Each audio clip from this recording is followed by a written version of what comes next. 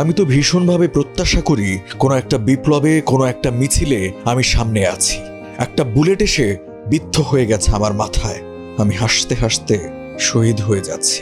12 December গুলিবিদ্ধ হওয়ার একদিন আগেও ফেসবুক ওয়ালে এই কথাগুলো লিখেছিলেন শরীফ ওসমান বিন হাদি। তার শহীদ হওয়ার আকাঙ্ক্ষা কবুল হতে বেশি সময় লাগেনি। পরদিনই রাজধানীর বিজয়নগরে গুলিবিদ্ধ হলেন এই জুলাই যোদ্ধা। 18 ডিসেম্বর বাংলাদেশ সময় 10:15 পরপারে পাড়ি জমালেন তরুণদের মাঝে ভীষণ জনপ্রিয় এই নেতা।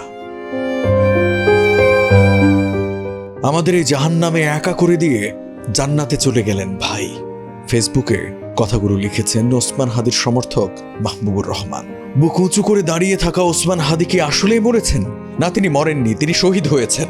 আর শহীদেরা মরে না, তারা জীবিত থাকে যুগ থেকে যুগান্তরে মানুষের হৃদয়ে, অন্তরের অন্তঃস্থলে।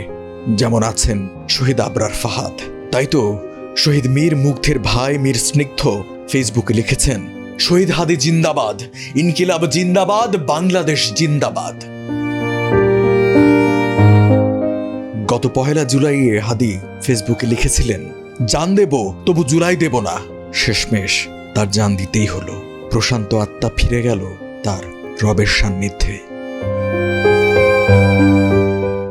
হাদির মৃত্যুর পর সাংবাদিক রাখি জেসমিনের প্রশ্ন, এরপর কার পালা?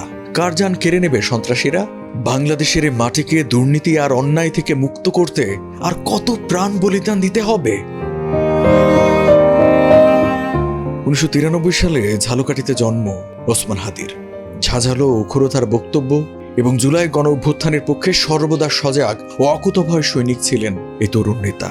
খুব অল্প দিনে সামাজিক মাধ্যমে ব্যাপক আলোড়ন তোলেন ওসমান হাদি।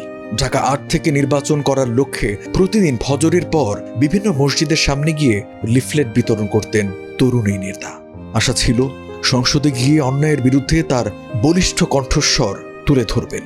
তবে তার হলো না। গোটা বাংলাদেশকে কাঁদিয়ে নিজে হাসতে হাসতে চলে গেলেন পরপারে।